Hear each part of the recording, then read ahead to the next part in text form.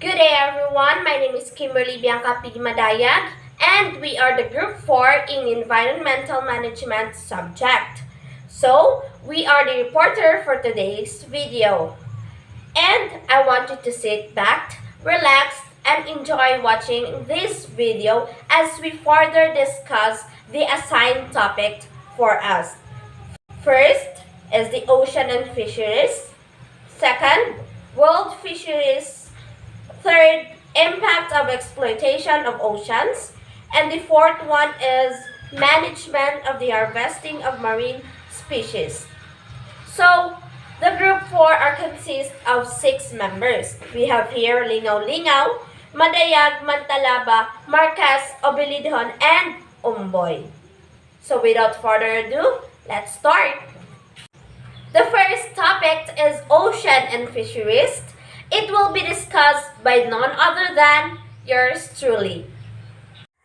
It was stated, covering more than 70% of the Earth's surface, the world's oceans harbor fantastic biodiversity, feed over a billion people, support jobs for hundreds of millions, enable passage for over 90% of global trade, increasingly provide energy for the global economy, and serve to inspire humanity in infinite ways. Yet, oceans and the species that depend on them, including humans, face an uncertain future.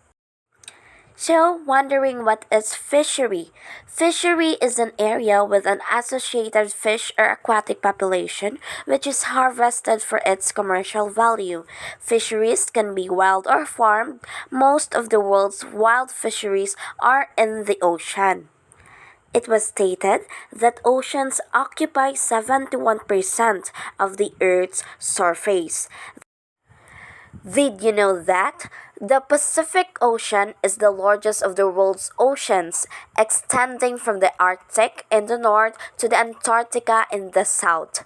The second largest ocean, covering 106.4 million square kilometers with a coastline of 111,000 kilometers, is the Atlantic Ocean.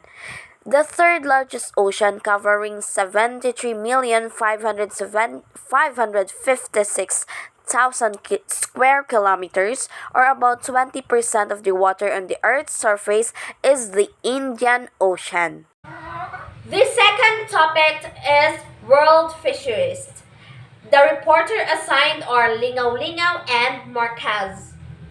Good day everyone, so let's move on to our next topic, the State of World Fisheries and Aquaculture 2022. In 2020, the total amount of fish caught and farmed worldwide hit a new high of 214 million tons. It was projected that 58.5% of the working population was involved in agriculture, more than twice as much as in the 1960s. The amount targeted of human use, excluding algae, was 20.2 kilograms per capita. In 2020, the world's aquaculture industry produced a record of 122.6 million metric tons of fish and seafood, worth a combined USD 281.5 billion. The weights of aquatic creatures totaled 87.5 million metric tons, whereas the weight of algae was 35.1 million metric tons. As before, Asia accounted for 91.6% of global output in this sector. Since 1961, the average yearly growth rate in aquaculture food consumption has been 3.0%. Aquatic food consumption has increased from 1960s low of 9.9 kg per person to a projected 2019 high of 20.5 kg. We anticipated a 15% rise in consumption of aquatic foods due to rising earnings and urbanization. In 2019, 64.6% of fisheries stocks were at or above ecologically sustainable levels, down from 65.2% in 2018. However, in 2019, 82.5% of landings came from stockpiles that can be maintained indefinitely. Restoring ecosystem health requires better global fisheries management. 5. Reduction of global fishing fleet size continues, but more needs to be done to minimize overcapacity and ensure sustainability in fishing operation. The third largest fishing fleet was the Asian, and China and European countries reduced more in global fleet size. In 2020, 4.1 million fishing vessels has been estimated, and 10% reduction has been trend in 2 decades. However, in-country fleet size reduction do not necessarily guarantee more sustainable outcomes. 6. Aquatic animal production is forecast to grow another 14% by 2030. In 2030, the global production has been expected with 202 million tons, and the world capture fisheries was recovered and lead to increase with 6% from 2020 and reach 96 million tons in 2030. This resulted with growth improvement from underfished resources, reduced discards, waste, and losses. FAO's 2030 project reduced the fisheries aquaculture would increase the growth rates. 7. Millions of lives and livelihoods are supported by aquatic food system. Small-scale producers, especially women, are increasingly important to the economies of developing countries and economies around the world. Building resilience is a key to sustainability and equitable development. Of 58.5 million people employed in primary fisheries and aquatic sectors in 2020, and 21% were women. Number 8. Aquatic food systems are powerful solutions. Blue transformation can meet the twin challenges of food security, the environmental sustainability. FAO's Blue Transformation aimed to enhance the role of aquatic food system in feeding the world's growing population by providing the legal, policy, and technical frameworks required to sustain growth and innovation. Climate and environmental friendly policies and practices, as well as technological innovation, are critical building blocks for blue transformation. Number 9. Blue transformation requires a commitment from the public and private sectors if we are to achieve the United Nations in 2030 agenda, particularly since the COVID-19 pandemic has reversed previously favorable trends. Blue transformation seeks to promote sustainable aquaculture expansion and intensification, effective management of all fisheries, and upgrading aquatic value chains. Proactive public and private partnerships are needed to improve production, reduce food loss and waste. Inclusion of aquatic foods in national food security and nutrition strategies is needed to increase availability and access. Move forward to the third topic, impact of exploitation of oceans. The reporters assigned are Obilidhon and Omboy. Good afternoon, everyone. So let us move on to the next topic. Our topic is all about the impact of exploitation of oceans. So, what is ocean exploitation? The utilization of the ocean for its food resources, mineral resources, and energy and water resources. So, sa atong kadagatan, daghan tag makuha sama sa pagkaon, mga isda, seafoods, mga kabibing dagat ug uban pa. Mga mineral o syempre ang tinugdan sa ato ang enerhiya o tubig na atong ginagamit sa matag adlaw. Pero naay mga taong abusado sa paggamit sa atong kadagatan, kumbaga gina-take advantage nila ang paggamit niini. Next is what causes ocean exploitation. According to Ramirez et al. 2011 and Clark et al. 2016, overfishing, deep-sea mining project, and climate-related effects of ocean warming and acidification threaten unique deep-sea and benthic communities. Mao ni ilang nakita nga hinungdan. So,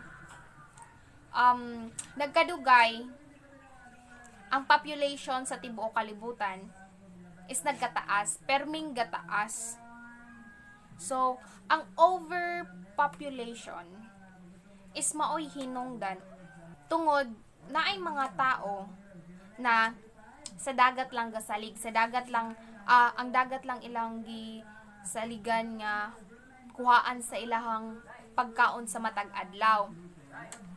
So naapoy mga tao nga ginapahimuslan jud nila ang kadagatan kay daghan pa man sila makuha sa na pagkaon sa karon nga panahon. Overexploitation of or overfishing is the removal of marine living resources to levels that are too low for sustaining viable population. And yes, ang sobrang pagpahimulos or sobrang pagpangisda is bati jud siya na gawain. For example, ang ubang mangingisda is gagamit sila og mga dinamita bisag kabalo silang illegal ni pero ginahimo gihapon nila. So sa ilang gihimo, ang mga dagko ug gagmay nga isda ug ang uban pang mga species nga naa sa dagat is naapektuhan. So, kung ingon ani perme ang panghitabo, kung ingon ani perme ilang himuon, unsa pay kwaon nila sa mga sunod nga henerasyon nga wala na may nahibilin kay tungod pati mga gagmay nga isda nangamatay naman. Nahurot na sila. Susama sa akong giingon, kung ang mga tao is magpadayon sila sa ilang pang-abuso sa dagat, parehas rong mga panahon na karong henerasyon na is naanatay daghang mga tigya na magamit sa pagpangisda o wala ta kabalo og hangtod ani nila gamiton. So sa kani nga panghitabo kay naa naman tay teknolohiya nga magamit nato sa pagpangisda, so mas daghan ang mga species nga kanang namiligro ang ilahang mga kinabuhi. Especially mas labaw na dito ang ilahang mga kung unsa to ilang mga target nga species.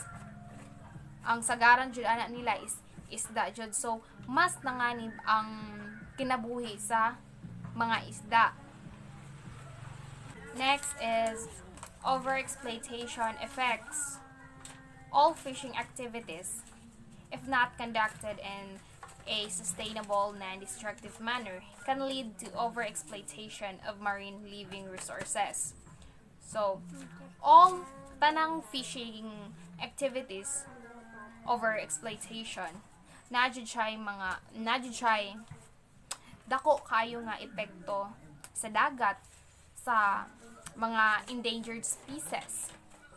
Pero sa garang napiktuhan ana is kung ang ilahang target na species.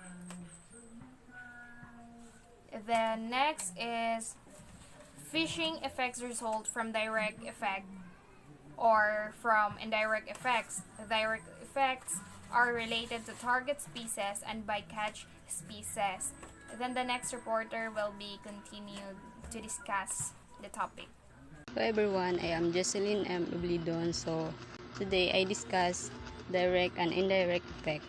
So direct effect is the average of individuals is impacted when recruitment of the target species is somewhat high because larger individuals are more likely to be captured and population shows sign of the growth overfishing. When adult population are excessively exploited, their size and number, spawning or biomass are decreased to the point where they are unable to reproduce enough to replenish themselves, which cause recruitment of overfishing. Fishing gears can physically disturb the substratum and induce scrapping, scoring, and resuspension of it, which are all direct result of fishing. Depending on the tools employed and the habitats fishing, different impact result. The habitat of species other than the target of species is also impacted by the trawling of the demersal species.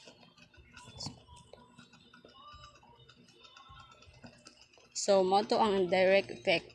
So, ang indirect effect is fishing is not only has direct effects on target population, but also results in indirect effects such as ghost fishing, trophic cascading effect, and pod wave competition. Ghost fishing is caused by fishing gears that has been abandoned or lost in the ocean by fishermen. These nets, often nearly invisible in the dim light, can be left tangled on the rocky reef or drifting in the open sea. So, sa indirect effect,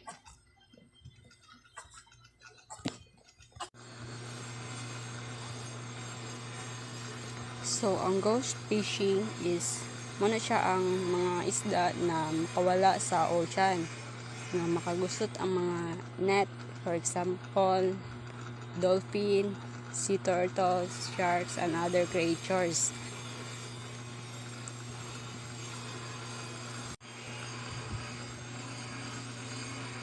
So, next is trophic cascading effect. So, trophic cascading effect occur when removal of top-level predators alters predators' relationships at other levels of the food web, with consequence throughout the ecosystem. So, ang trophic cascading effect is have been linked or over harvesting of top predators on many temperature reefs such as coral reefs, and they are caused by shifts from microalgae dominated habitats to habitats raised by sea urchins, or termed urchins barring. Thank you. The fourth topic, last but not the least, management of the harvesting of marine species. The floor is yours, Mantalaba. Good day, everyone. I am Christine Joy B. Mantalaba, and I will continue to discuss the topic of Group 4, and my assigned topic is all about the management of the harvesting of marine species. So let's start the discussion. Ang marine fish and shellfish ay sila yung bumubuo ng mga important natural resources sa ocean. They also give benefits to those people na nakadepende ang kanilang buhay sa pangunguha ng isda to sustain their family needs and to survive from poverty. But even though a lot of people catch marine species, they are not liable to exhaustion, since they are able to continue renewing themselves. In management of harvesting, wise exploitation requires sound management, and for such management, one should be well informed about the factors of governing the fluctuations in the stocks. In fertile waters, the approximate growth increase of fish stock is some 15% by year 1. Therefore, if the government are well informed sa mga fishery biologists about fluctuations or changes sa mga stocks of fish and shellfish, fishing may continue for many years to come without depletion. And to make sure na ang mga ma-harvest na marine species kay healthy and safe, we should avoid doing unwanted things that can cause poisonous to the species in the ocean. And in the process of harvesting, there are fish harvesting systems to be used. But I will define first what is fish harvesting system. A fishing vessel is a boat or ship used to catch fish in the sea or in a lake or river. Fish harvesting system includes the components fishing vessel crafts, which is any vessel that is capable of being used for fishing but shall not include any vessel that is 5 meters or less in overall length. There are two methods of fish harvesting, the traditional method and modern method. I will define first what is traditional method of fish harvesting. It includes ring seine, stake net, Chinese dip net, cast net, shore seine, trammel net, mini trawls, gill nets, hook and line, and traps and pots. On the other hand, the modern method of fish harvesting includes trawling, purse seining, gill net, hook and line mechanized, jigging, and trolling lines. That could be all. Thank you and God bless.